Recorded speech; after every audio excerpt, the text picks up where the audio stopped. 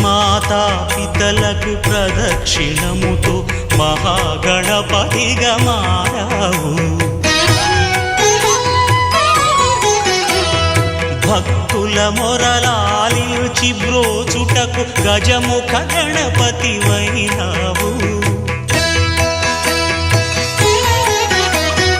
బ్రహ్మాండమునే బొజ్జలో దాచి లంబోదరుడవు వైనావు.